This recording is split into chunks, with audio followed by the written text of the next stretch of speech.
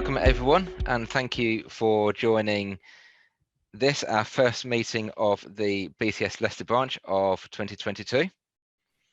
My name is Glyn Beacon. I am the chair of the Leicester branch. I've got a couple of the members of the committee also here, so welcome and welcome to everyone. This event is in itself a relaunch of the branch because it went dormant for the past couple of years, and now we're back and trying to relaunch in force.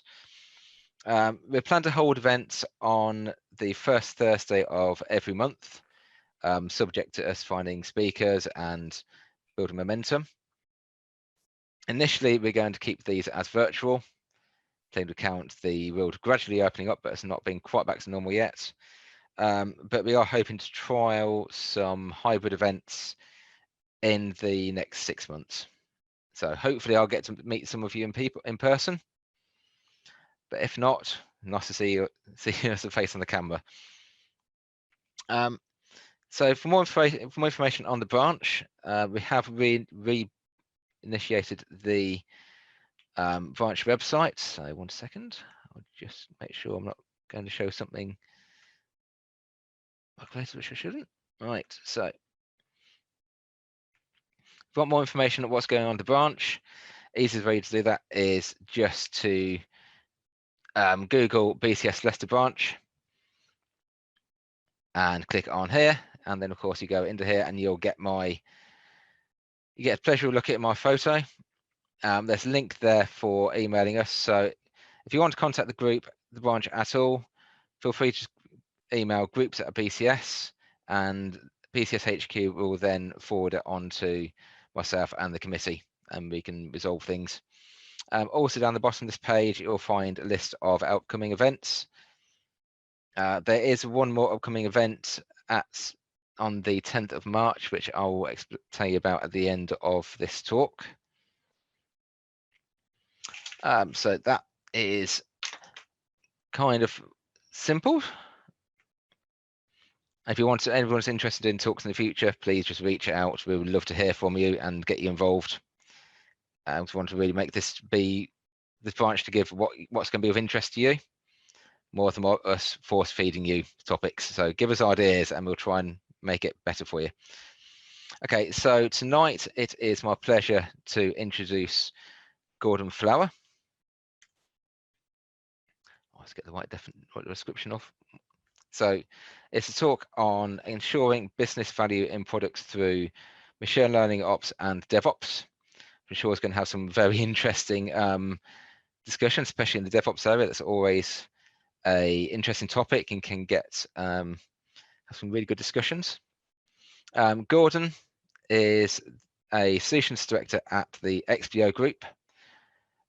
He's got over 25 years experience working on and delivering software and engineering products and projects, I should say. In his current role, he creates robust and innovative solutions to client problems through existing solutions, so reusing what they've already there, internal innovation and partnerships. He currently leads Expleo's global AI and machine learning working group, which is trying to ensure best practices and developments are shared across the globe within his organization. So at that point, I would, with great pleasure, hand it over to Gordon. Thanks, Glenn. Thanks everyone for coming today. I'll just share my screen here, make sure we're getting it up there. So if you can all see that screen now. Perfect. Cheers, Glenn. I've got some things we'll run through about what we do in Xblow with regards to DevOps and MLOps. As Glenn said, there's lots of discussion. I'll talk about some of our definitions of what we're doing. If you've got questions, if you want to stick them in the chat, or I'll try and stop them at some point and we can have a bit of open mic if you want to ask questions. Quite happy to do that, rather than me sitting here for an hour and just talking. It's good to have other people's views as well and considerations. These are all topics I could talk about for hours on end. So I've got a lot of things I'm kind of condensing in here. So if it feels like I'm skipping over things, it's probably because I've got something else I'm trying to get to as well. So to start off, really what I'm going to cover, just not even an overview of Expleo, but there's a couple of things, just who Expleo are and what we do.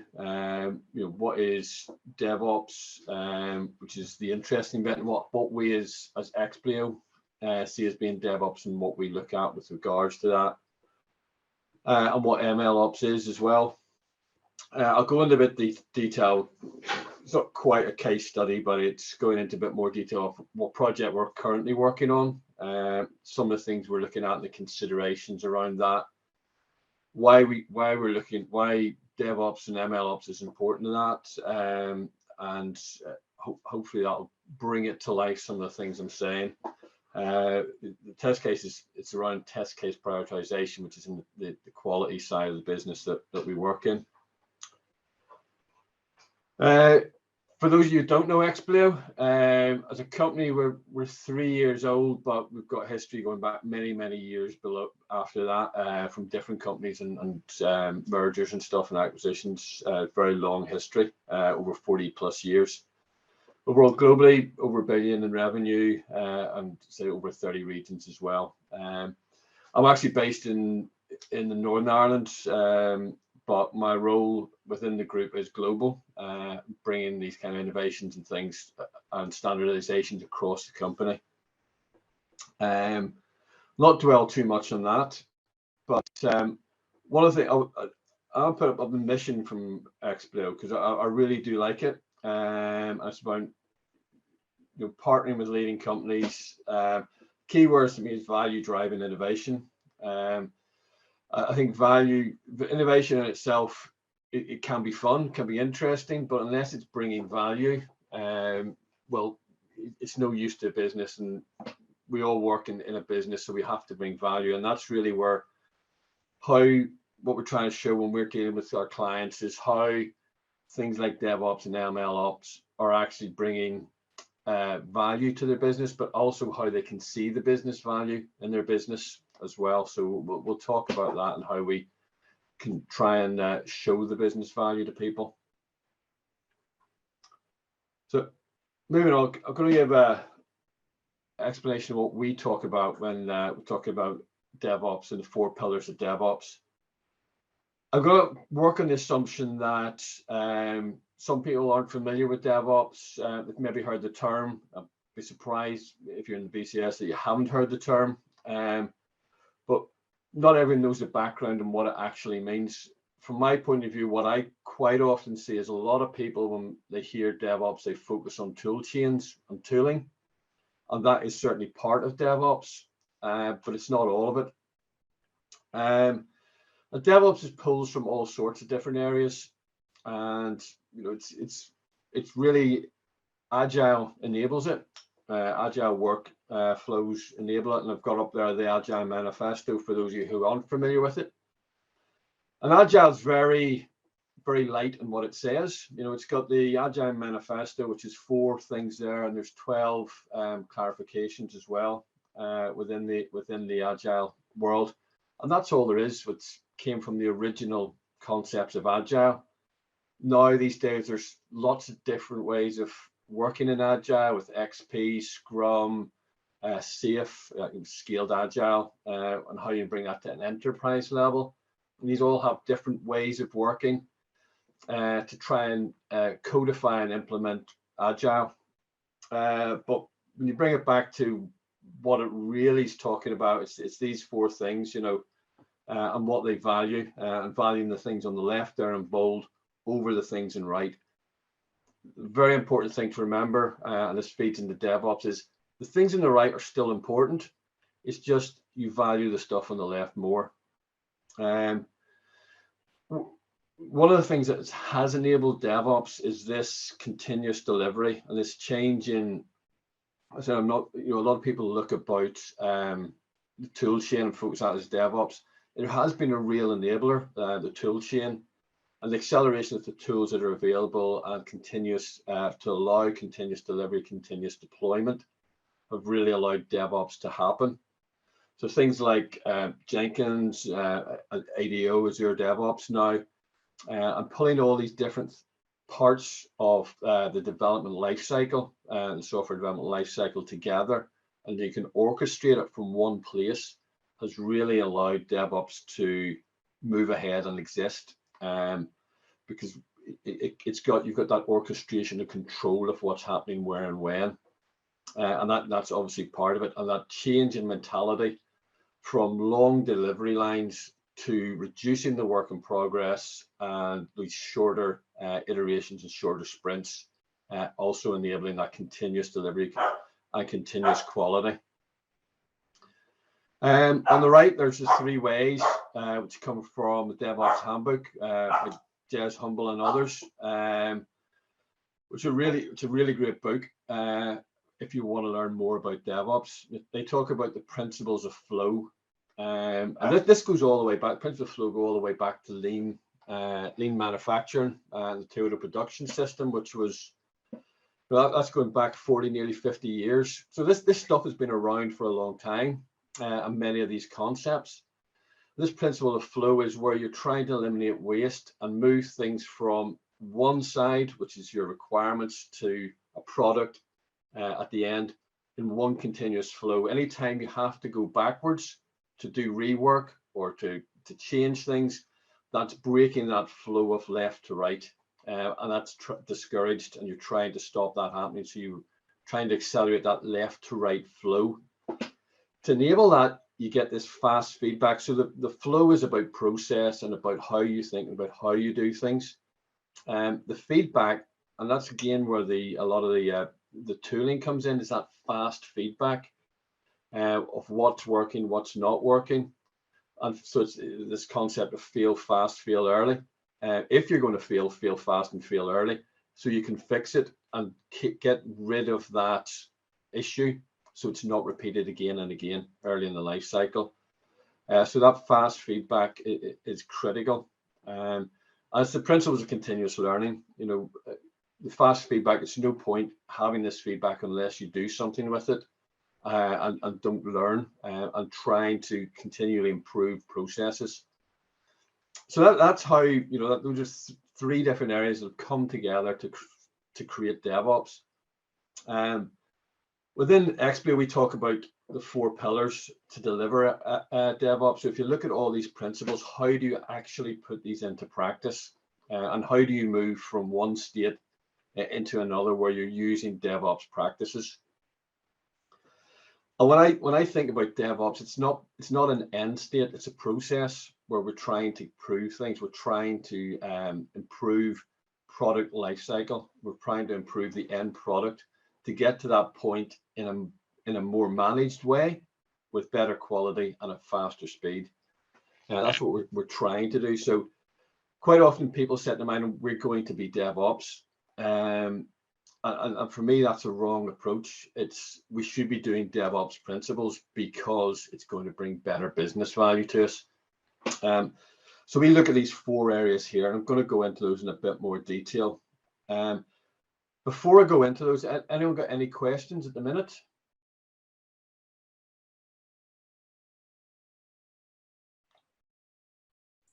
That's grand. I'll crack on with this thing. Oh.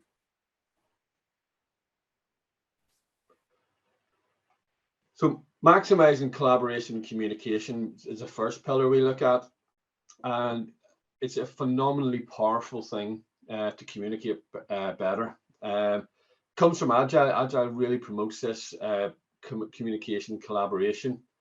So you've got the tooling aspect of it, where you've got things like wikis, you've got better tools like Azure DevOps and Jira, for instance, that'll pull all your tasks, all your features into one place, and all your knowledge into one place, which is great. But it's more about talking to people.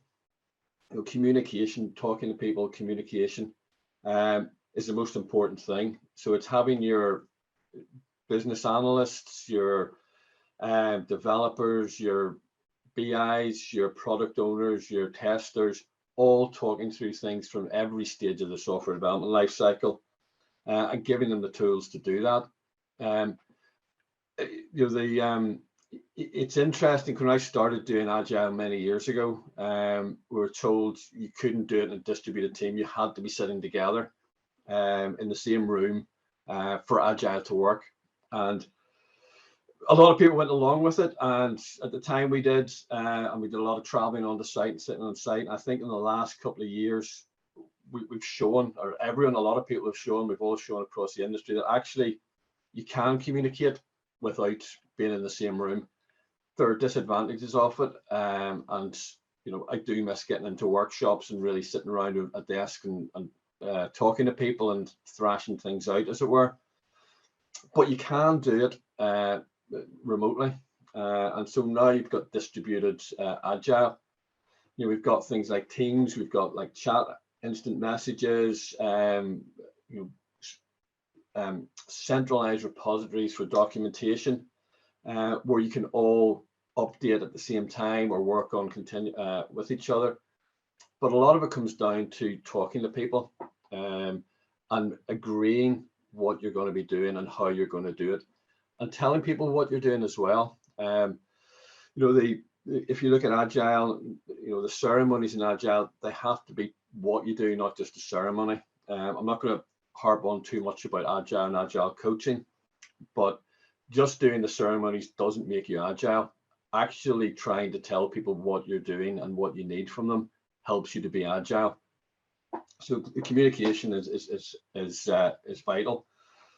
So it's up there. We promote a single source of truth, so for all your assets. So we shouldn't have copies of everywhere. If you're working a document, send a link to the document. Don't send the document, because then you end up with 10 versions of it. Simple things like that. Continuous build, test, deploy. This is much more about the tooling. That it is part of it. I try to not talk about it too much. Although I spent a lot of time doing tooling and working and building these kind of pipelines myself. It's not the focus of what we do with DevOps, but it's great. It enables a lot of things, and it's thinking about what tooling can you bring in earlier in the life cycle to enable that fast feedback.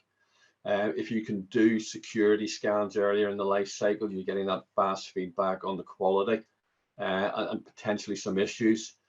Like code quality scans, early testing, all these things help shift testing left, quality left, and these activities left through the automation. It's bringing in things like your dynamic environments. Are you able to spin up environments quickly or easily for moving through the different phases from your development, integration, your pre-production, or whatever you're particularly using? Apologize, I've got a dog in the background who's barking away as well, so hopefully it's not too loud. But this is around the tooling and how you bring those things to life. The feedback is very important, operational feedback. There's a lot of things we're showing there. We use a lot of dashboards to lift information up out of all these tools. The great thing about the tools is you create a lot more data points. As you start to automate more and more your process, as you move towards these kind of DevOps environments, you're starting to collect more and more data. And that's where it really becomes interesting. One, you can lift that data up to get overviews of what you're doing and how different teams are working and processing things. But it also means, I'll come on to it, you can start to predict things as well, and start to be smart and look and focus, which allows you to focus on areas of real concern. So it's using that data in a smart way. It's getting that feedback. Key of DevOps, it's support management, development and operations, but there's lots more to it than that. But let's remember the operational feedback is key, and closing that loop is key. We've got to break down these barriers of throwing it over the wall into operations, and getting that feedback quickly from operations when there are problems there. People understand, and again, it comes back to that, what's the root cause of that problem, so you can eliminate the root cause so that problem doesn't happen again and again. So the operation fast feedback is important. And then measuring business value, which is kind of one of the titles of this talk, is how do you measure the business value? Within DevOps, you should not be doing anything unless it brings business value. Removing technical debt can bring business value, so it is something you should be doing. But you shouldn't just be removing technical debt because you don't like technical debt sitting around. There's got to be a good business value for it. And how do you measure business value? We do that across a number of different ways. One is it's talking to the business. What do they need? What's of most value to them? What I found in our experience is that different businesses, different sectors value different things. Some things have to be got out quickly. So speed is important to them. We work in industries that are like the pharma industry and the aerospace industry, where you have safety critical systems, medical devices, medical systems. Accuracy and correctness and quality is of the most value to them rather than speed. And things like the health industry, the correctness of those details is paramount to them as well. So different business and different domains have different things they value. It's not that the other things aren't important. It's what's the most important to that business. So we start to look at that, and we will use things like quality measures and governance to look at the business drivers. Right. Unfortunately, I don't have these dashboards. I used to have a nice one where these popped out and you could see these in more detail, but what this is showing is what's important. Is it the quality of the software? Is it the release? How happy are your end users as well? So this is looking at feedback from UAT users, from beta test users, from production users as well. Are you hitting those business values? And therefore, was it a useful change? So we use a lot of data. So we use a lot of metrics to do that. We use what's called our quality intelligence platform, and that's bringing in details from all these different systems. I said, as you move to DevOps, you automate a lot more, so you've got a lot more data available, and we're pulling those all different in. We've got things like the ISO 25010 for quality, for the software quality, and that covers a wide range of metrics such as usability, reliability, all these non-functional type aspects, as well as functional correctness and things like security as well. So we can measure all these things and see how is your quality sufficient for your business as well. Because we know that when quality is not right within your software product, the end user's typically not happy with that as well. So you want to make sure you're getting the right level of quality into your application. So that's a quick overview of the 4 pillars we use with regards to DevOps. Anyone, any questions on those so far, or comments?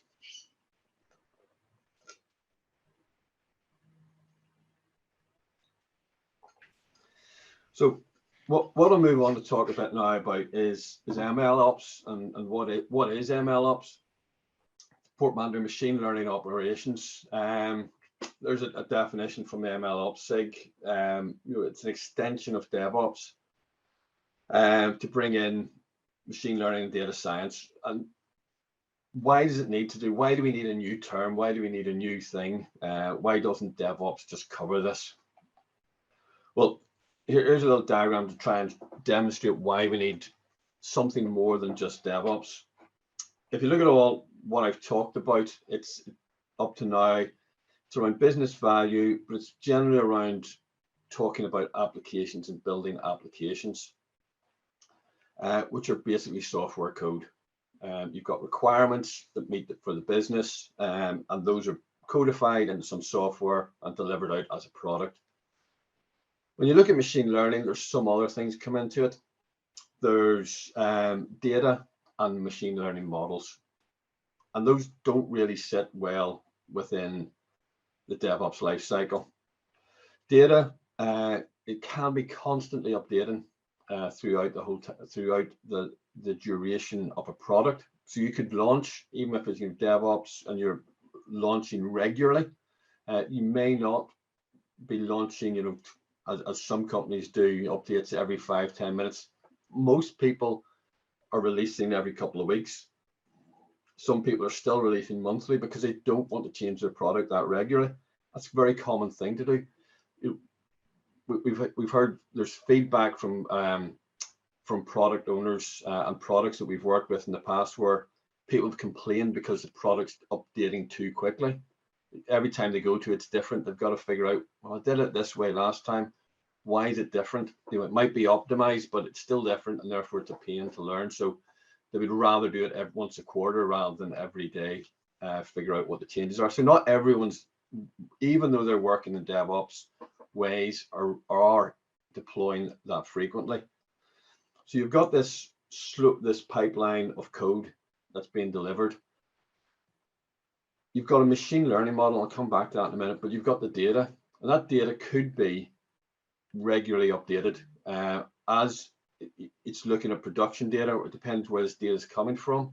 Quite often it's looking for production data, and that's regularly being updated. It's constantly being updated. So, the pipelines and the way we work with DevOps doesn't work for that data. And similarly with the models are learning, models are evolving. As you develop models, you're constantly trying and tweaking them for different aspects of the model for tuning and using different data sets and using the data differently. So while you have a constantly changing data set, what you're doing with that data may change constantly as you explore the data itself to find what's most relevant for you in your instance. The other side of it is that data, it drifts, it changes. So you might want to go back to changing your model. If you look in here, we've got this kind of pipeline here, and I'm not going to go through it all because we don't really have the time to, but you've got data pipeline here where you do your cleaning and wrangling your data. You split it into your model uses it, you deploy your model, and things don't stop there. You've got your deployment, you're monitoring what's happening with your deployment and monitoring with your model through logging, and you're feeding that back. If some of that will go back into new data and your model may learn from that. It may have something like a reinforcement method in there which is going to learn from it's made predictions about what could happen. Someone's got right, someone's got wrong. It learns from that and it feeds back and improves the model, and the model can be built that way. But also models decay over time, so they may decay, they may become less and less reliable.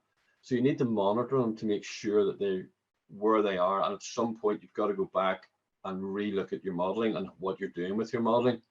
You may want to take a step back even further from that and recalibrate your model and look at different ways of modeling, because the way your model works is just decaying too quickly. So there's a large number of things you want to do with your machine learning, your models and your data that just aren't covered in DevOps. So that's why we have this MLOps model as well. But kind of the life cycle we have when we're doing a machine learning. We have a raw data. This is a high level, and everything's gets customized. Every product tends to be different, but this is a generalized process that we follow in Xblow. So you have your raw data, and really what we're doing is we're extracting that through some ETL process, extract, transform, load, into our own systems or into the model, the data lake or whatever we're going to use specifically for the modeling. That can come from different sources, and those sources could be updated at different times. So you want to control when those updates come into your modeling data. We look at featurizing, so we extract what do we need from that data that goes into our model, and we might do some manipulation of that data, and come on to some of that in a minute. to get the features out of that data that are most relevant to our model. Then we'll train it and tune it. We'll make some predictions, and we'll monitor those predictions against production. So that's the typical high-level machine learning life cycle.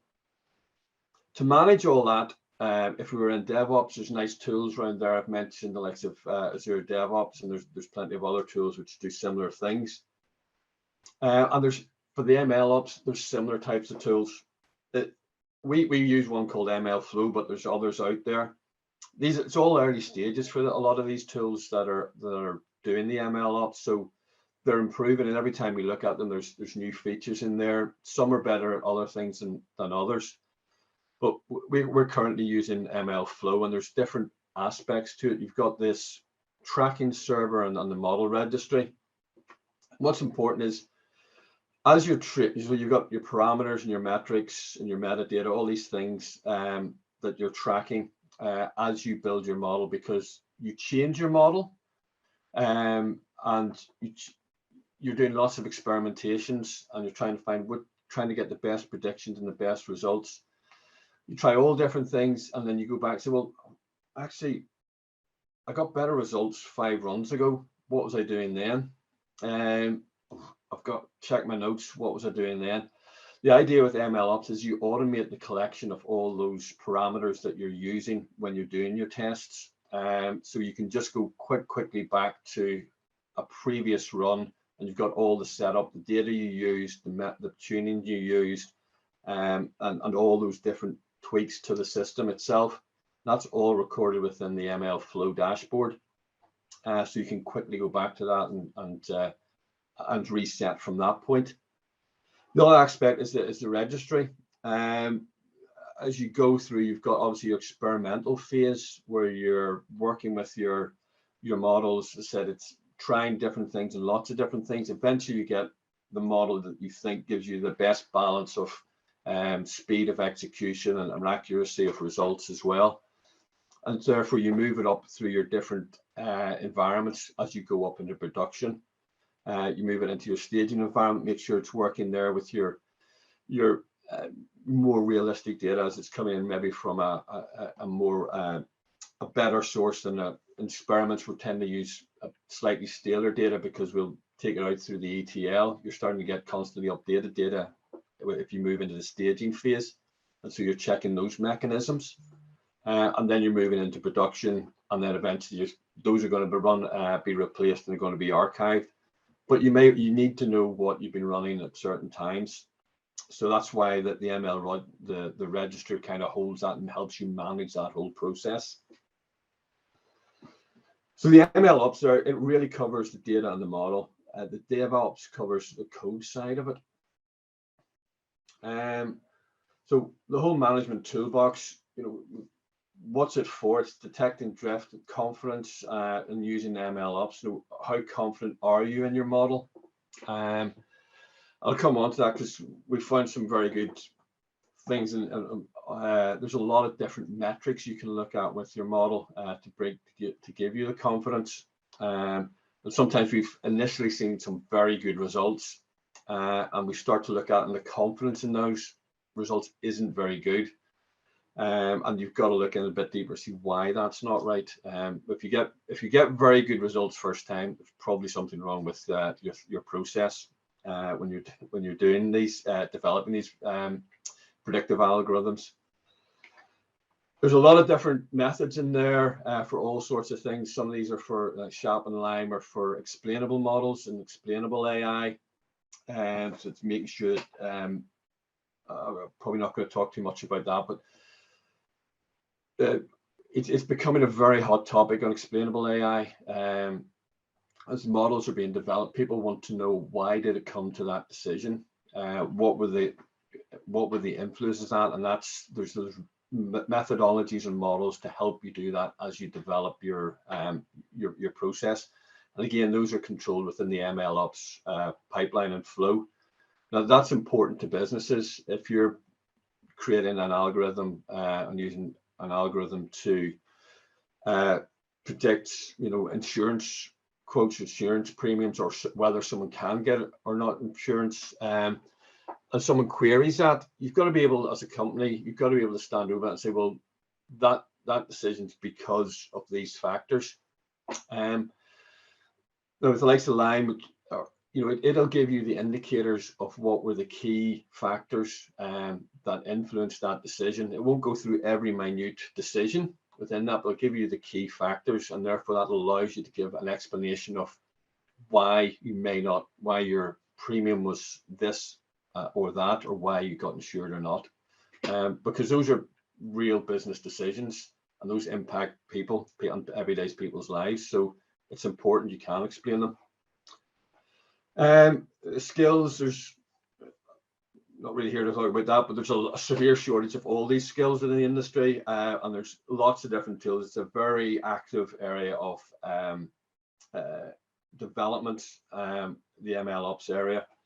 Some of the tools, for deployment, we're using a lot of containerization and Dockers for deployment of models as well, which is all part of the ML process. Just a bit more on this, on the model confidence. I'm not going to read through all these, but this is kind of what we're saying here, and the reason why you need to monitor. If you've got a static model, it will decay over time. Your model quality will decay over time, and therefore you need to keep refreshing them and monitoring them so that you've got good, accurate models that you're using and predicting. That's all I really wanted to say on this one.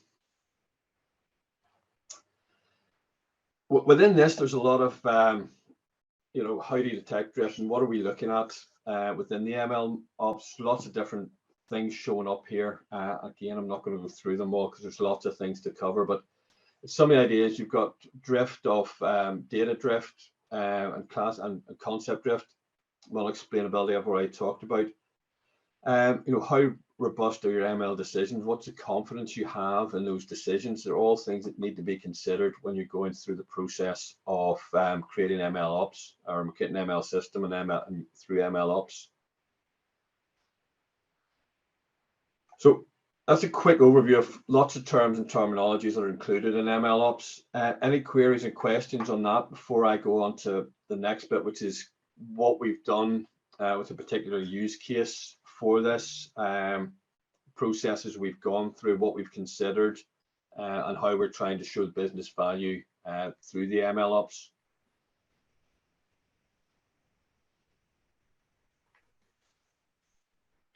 Doesn't look like it. Okay, just move on then to, this is a project we're working on within the company called Predictive QA. Here's the vision for it, which is, it's a big, very bold vision, which is really, it's around testing assistance to quality of systems. And we want to get to the position where when someone's writing a requirement, you can validate the requirement, verify it. You can identify the test cases that need to be run to validate that requirement, creates the test scripts, provisions the environment, gets the test data that you need, so that when the actual code's developed, your tests are ready to run.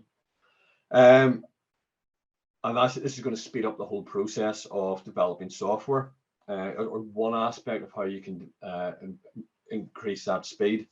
So it's a big, bold statement. Many of these things at the minute we're not able to do. Some of what we're working on is what we're calling test case prioritization, which is a specific test case I'm going to go through now, or use case. I've talked about this quite a few times already. The world's changing, and as you move to DevOps and bringing in all these tools, we're creating lots and lots of data that allow us, if down here projects are manual, lots of just people running ad hoc processes and stuff. As you run into continuous quality and continuous testing and continuous integration, you're creating a lot more data that you can start to analyze, and that allows with DevOps that fast feedback. But really what we're trying to do with that at the minute is take that to make predictions about where quality is, and therefore more accurately where quality is not, and therefore to focus on those areas from the testing effort. And the driver for that, business driver, is 50% of the software development effort is in testing. It's a lot of time spent in this area, and really we want to try to reduce all that, a lot of that effort, so we can get products out at a higher quality and get them out quicker, which is the business value. When we talk about predictive quality, I say it's a big area. We've got bold ambitions in this area. It's not all about AI. As a company, we've been doing predictive quality for probably decades, using rules. We still use a lot of rules-based processes to do this, but they're very manually intensive. They require a lot of knowledge about the systems under test, and that's why we're looking to bring in AI and ML to accelerate those and take that dependency on subject matter experts out of the loop. What we're looking at, there's a number of areas you can look at within software development lifecycle that you can bring AI and machine learning into. And we're focusing at the minute on this particular use case, just on test case prioritization. Now, why are we doing this? What's the business value? Why do we want to do this? Well, we want to reduce the change failure rate. If we can predict where defects are going to happen before they happen, we can make sure that we focus more on those when those pieces of software are being created, and that's going to reduce your failure rate. If defects don't happen, you don't have to rework that code, and that comes back to your flow from your left to right, from your DevOps principles. You don't have to rework, so you're getting a faster release time. Your products are getting out there faster. Your changes are going out faster, and that itself will reduce cost and time, not just in development, not just in testing, but in development as well. Get it right first time, and it's going to get out first much quicker. So what do we need when we're starting one of these projects? And I'll thank Microsoft for this slide because I borrowed it from them. Clearly defined problem statement, which we have with this predictive QA. We know we want to prioritize test cases. So if this really applies to large applications where you have maybe a regression test after a release, and this is one of we're working on a couple of clients, but they've got large regression releases, and they're a company who don't, while they're working in agile sprints, they put their releases out quarterly to their clients.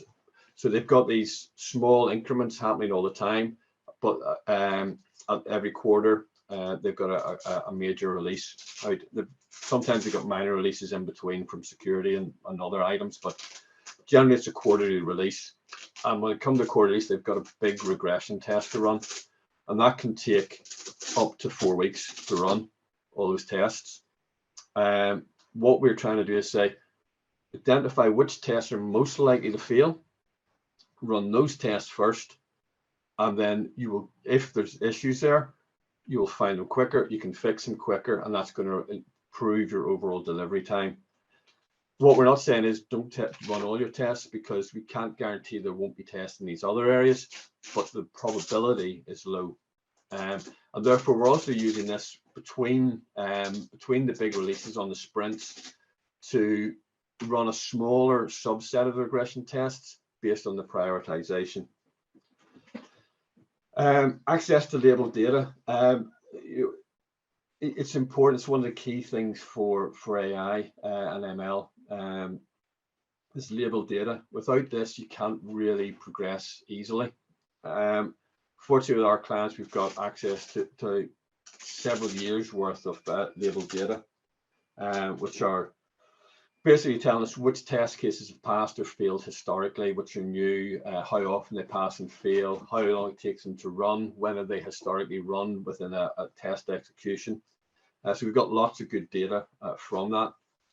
Enough data to train an accurate model. And how much is enough is a good question. And I'll cover a problem we found in that when we were doing that in a bit. And enough relevant features to predict. So have you enough information coming in to make a qualified decision? Are you basing it on just one piece of information or several different sources or types of information? The process we go through then is, to bring this project in, is understanding, knowing the customer, and understanding the problem, painting the picture of this. What are we going to do, and what's the business value in bringing this type of process in? There's no point bringing these types of processes in just because it's nice. We're bringing it in because we do believe it'll speed the process up of delivering software and improving the quality of the software that's being delivered. This one, really, managing expectations, it's so important that we found that people will hear we're going to do predictive QA. They want to see some results. They think this is fantastic, and they think it's going to go from 4 weeks down to 2 days because we're using machine learning. No, it's not. It could take you still 4 weeks to run all your tests, but you're more likely to find the defects in the first 2 weeks, and that's going to reduce your overall cycle. So you've got to manage the expectations of what people are going to get out of this and what is the business value. You don't want to overpromise, but we do want to make sure we're getting the right value.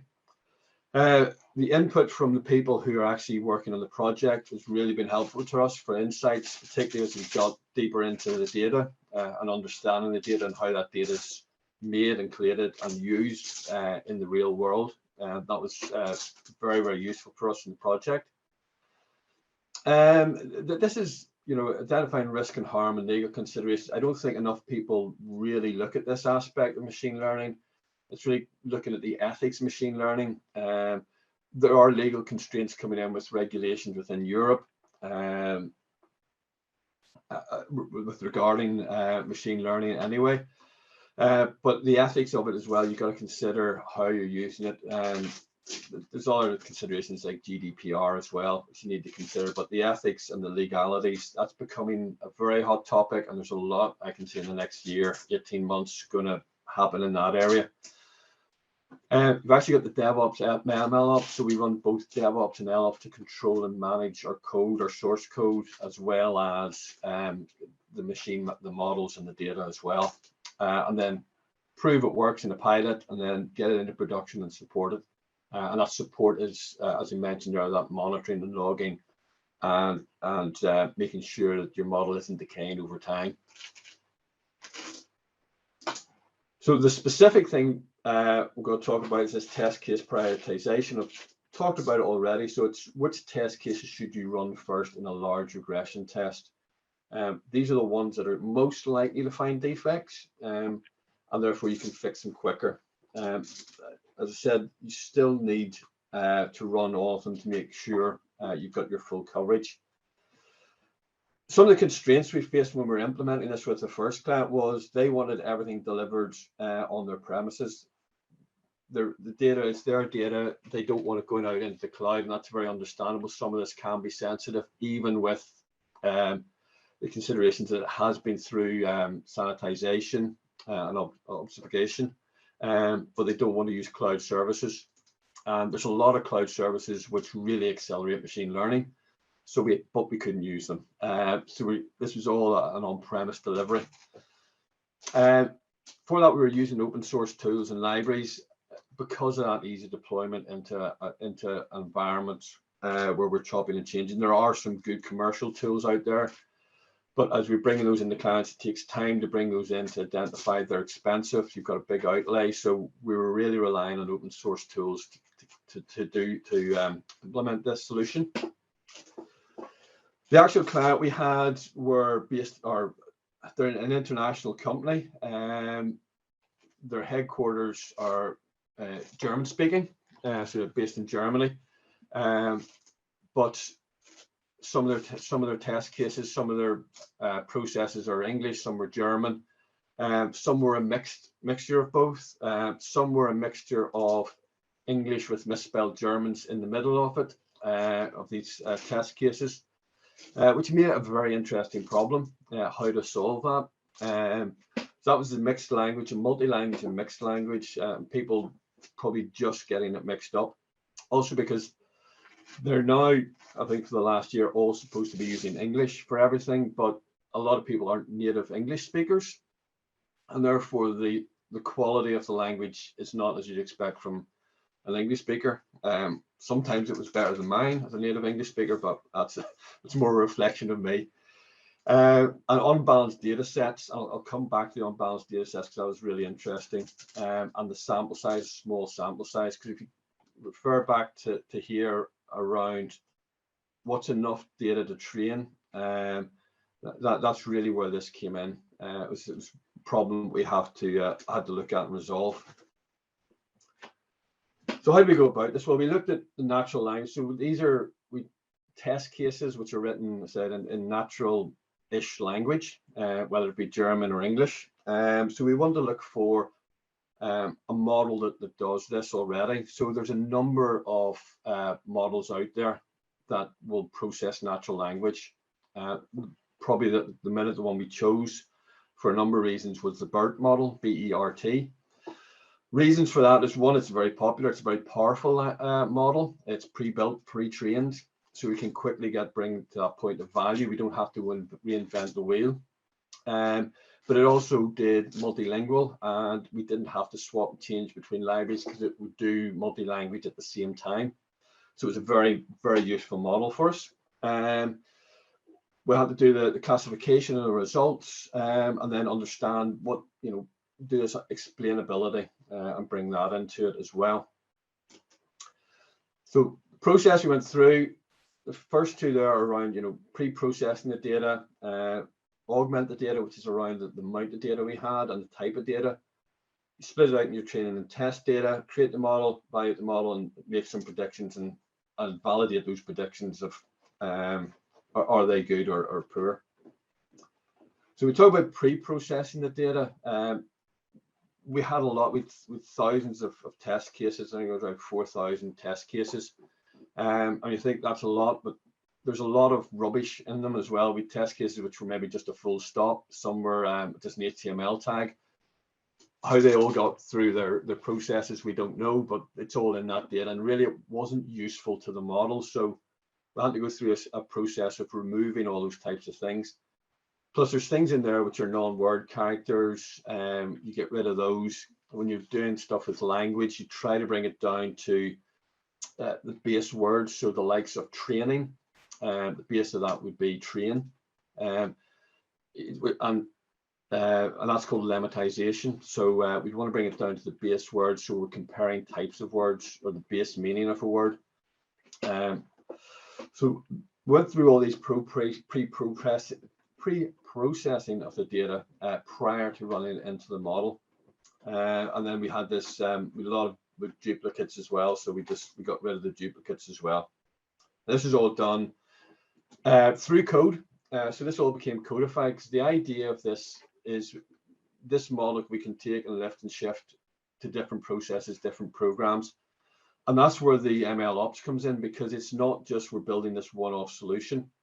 This is a repeatable solution that can be deployed multiple times.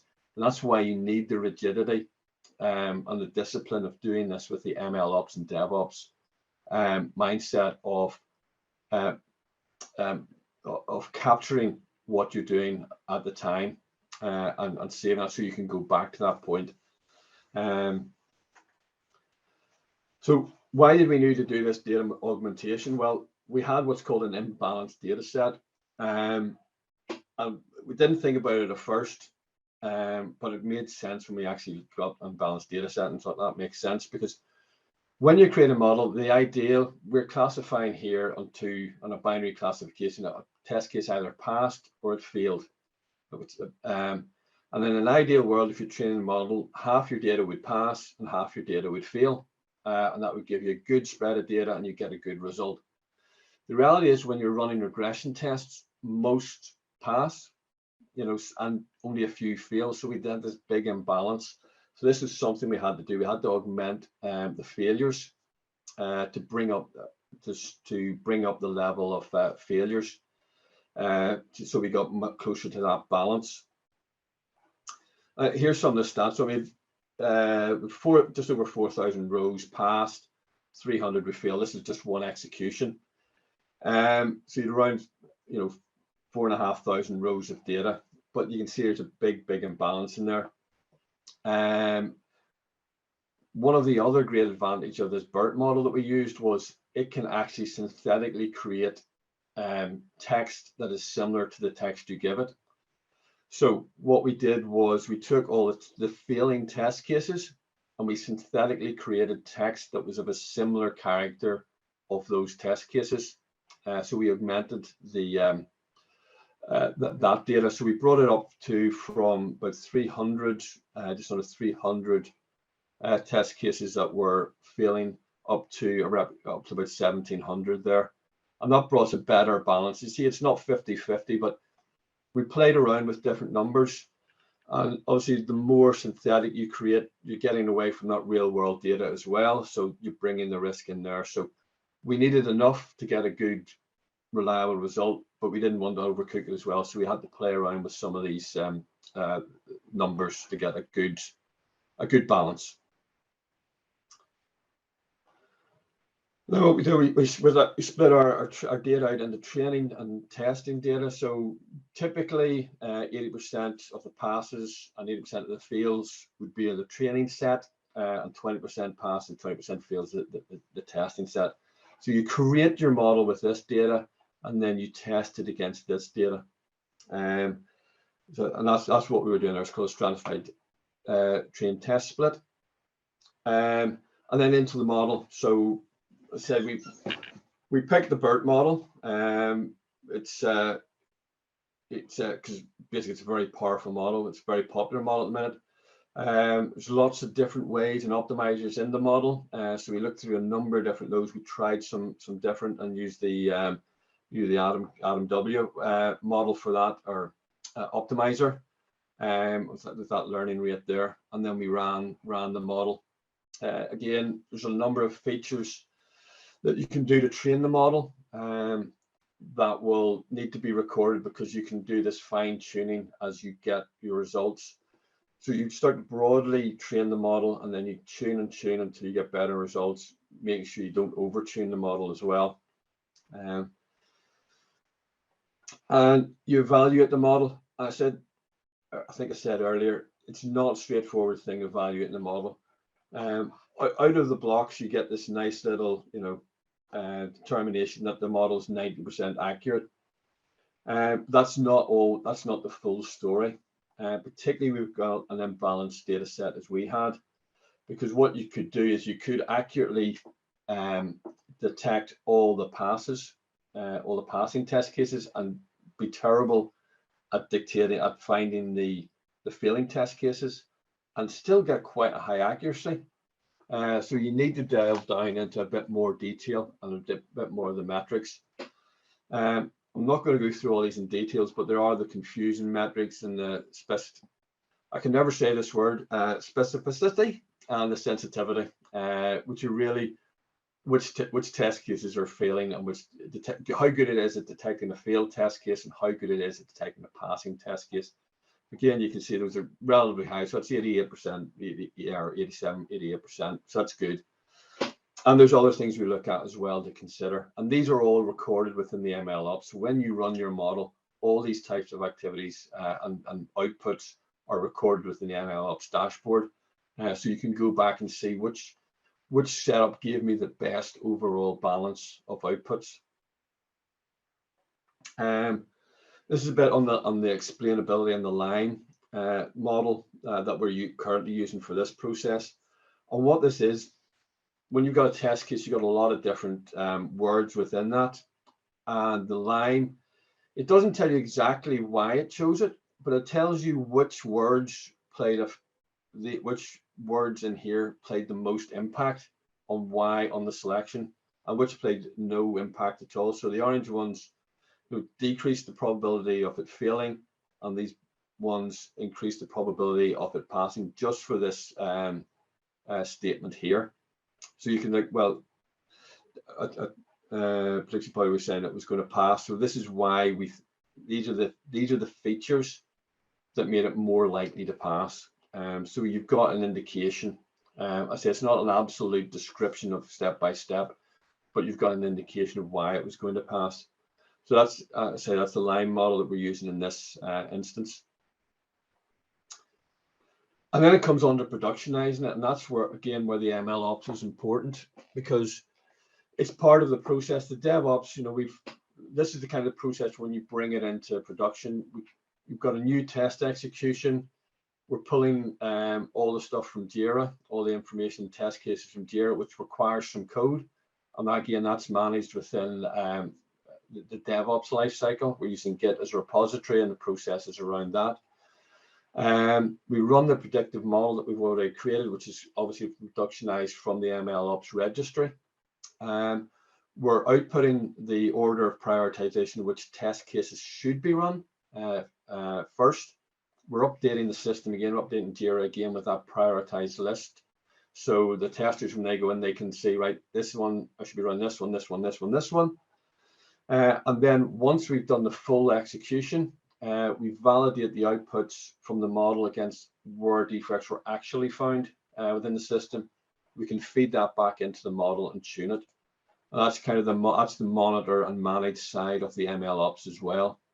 So you see, MLOps is featuring all the way through this, because it's important that we're tuning the model and keeping that so we don't decay. I've talked a bit about the MLOps dashboard and stuff and MLflow. So this is a sample. This is a demo system we're using with the BERT model. We're messing around. So this is what it does. Every time you run a model, it will record whatever you want it to record. MLflow is actually very powerful, because for a lot of the common models, it has pre-built identifiers, and it knows what model it is, so it knows what you should be recording for that. But you can specify any particular output you want to be recorded into the MLOps dashboard. So these are all the ones here. It'll tell you whether it's passed or failed. Looking at the ones that have passed, it'll give you lots of details here on the accuracy there and the loss, and lots of different information there. If you click into one of these, you get a lot more information running down. This is the parameters. This is about all the parameters of the model itself. That goes on actually for about 3 or 4 scrolls down the page here. Those are all captured.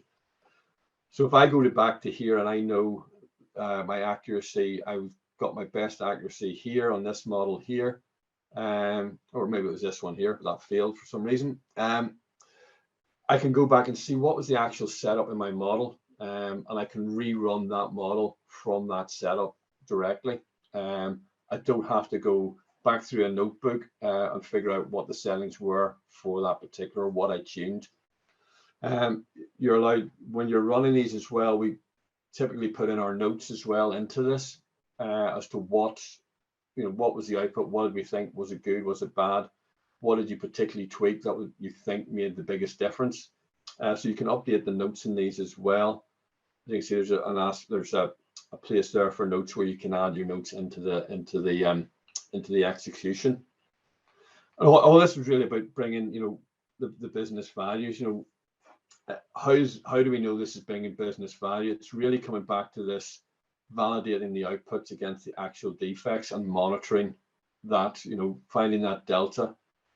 If we are reducing the time it takes to find defects, we are going to decrease the time it takes to develop software, and we can quantify that quite easily as we go through this. Where we are with this actual model at the minute is we're in a trial period at the minute where we're running against production. I'm not going to give you any actual figures of how good it is or how not good it is. I'm going to say it's good, but other than that, I'm not going to give you any more details on the statistics.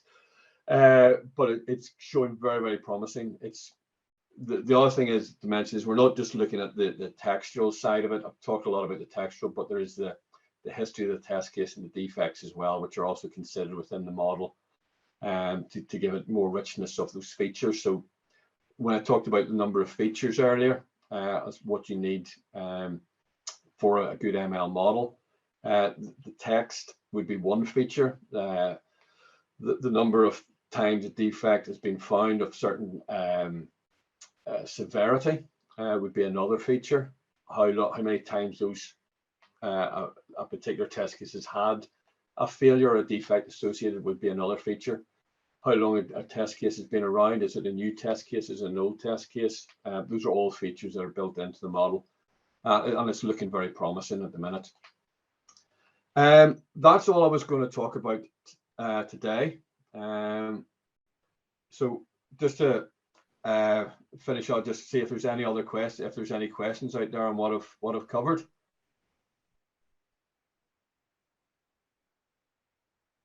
Okay, I've got one.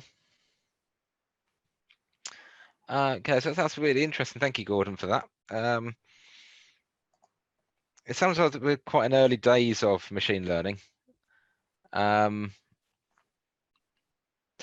Godfrey's put his hand up. Do you want to go first, Godfrey?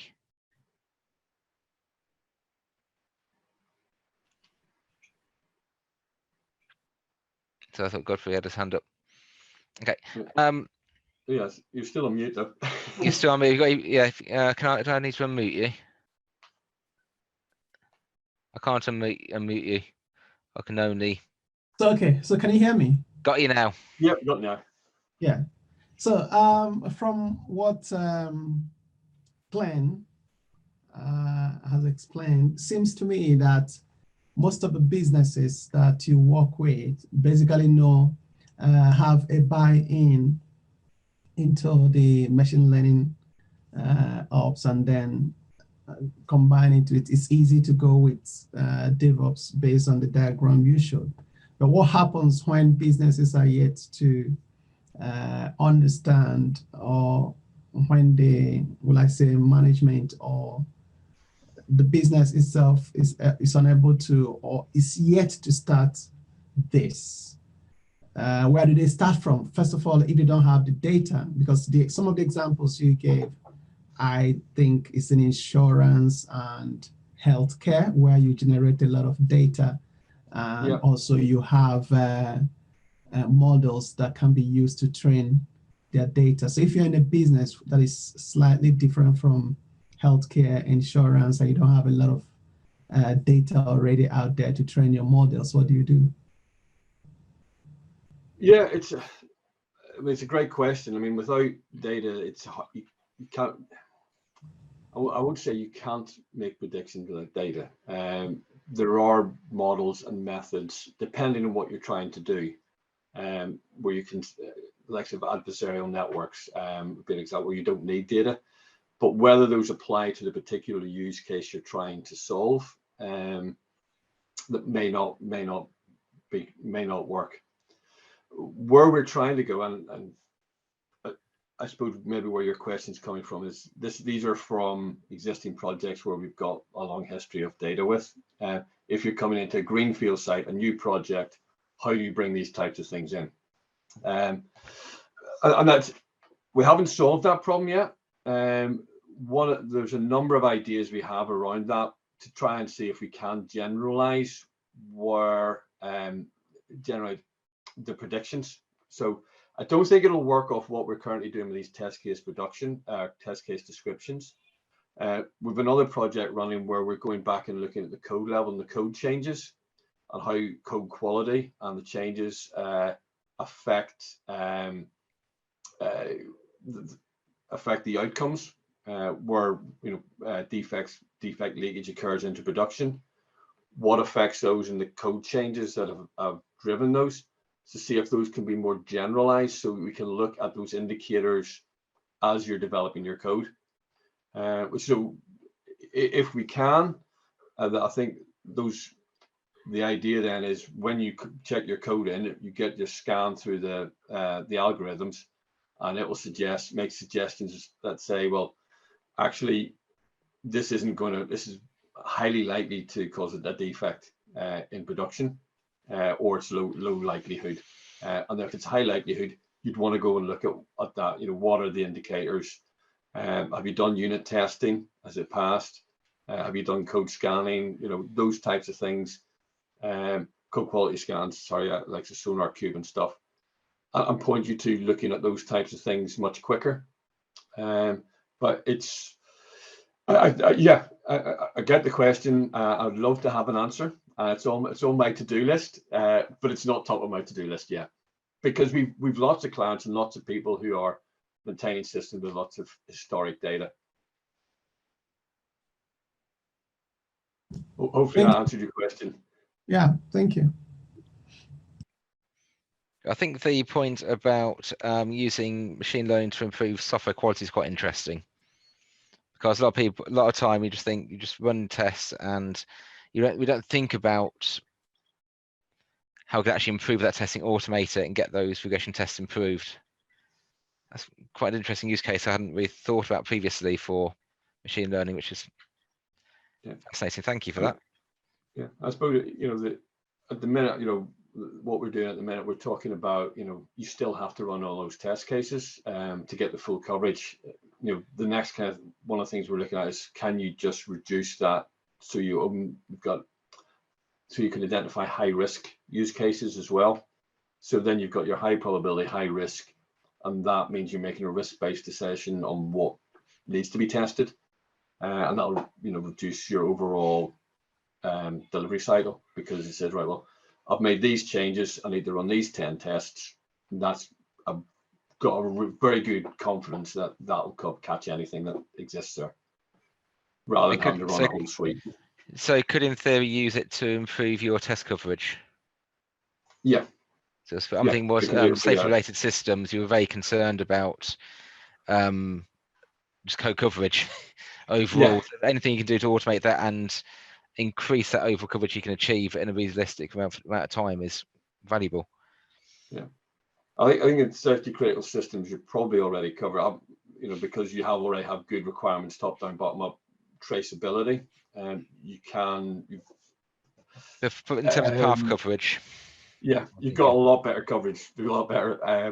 I spent it's quite a while. I spent some time working in safety critical systems in the past. These days I'm working on more general systems which don't have that level of rigor around requirements code and that type of activity. So that's really where I think the big gains for this will be.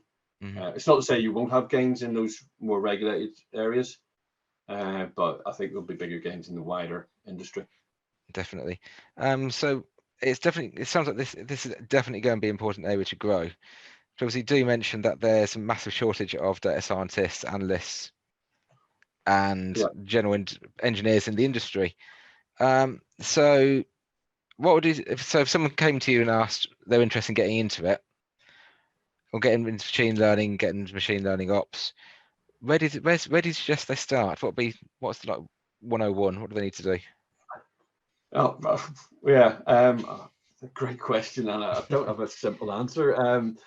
I got into it in a very, very roundabout way, so I wouldn't recommend how I got to where I am now. I'm certainly not an expert in the low-level details of this.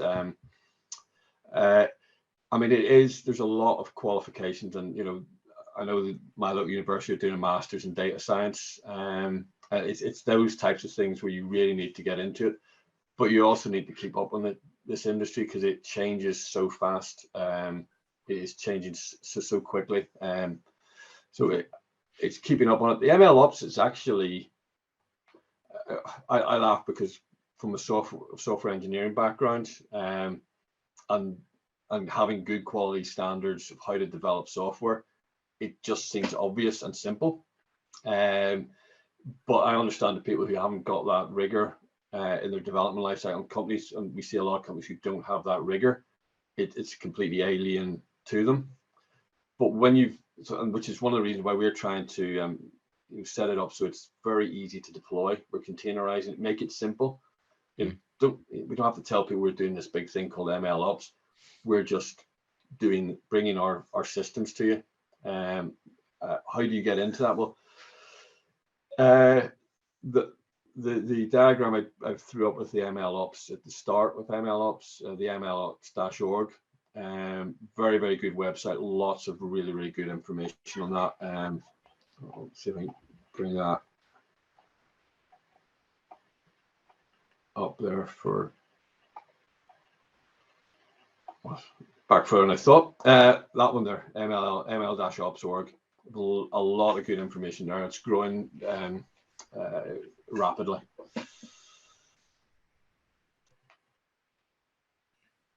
Interesting. Have we got any other questions for Gordon at all?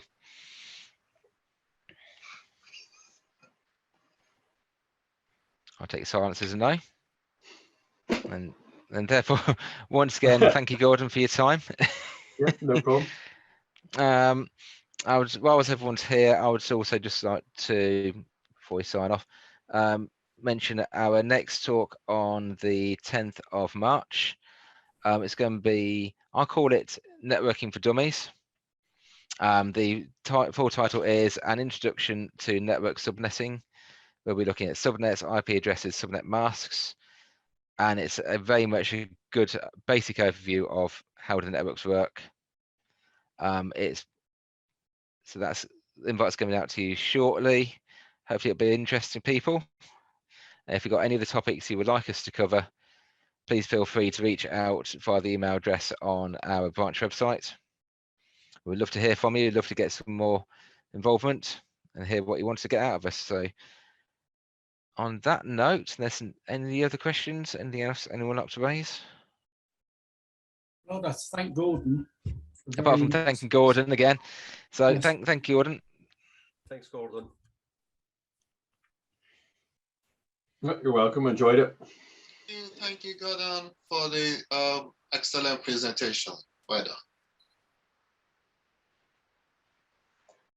Great. Well, thank you, everyone. I'll see you again next month, hopefully. Yeah, thanks. Cheers. Cheers, mate. Cheers. Bye.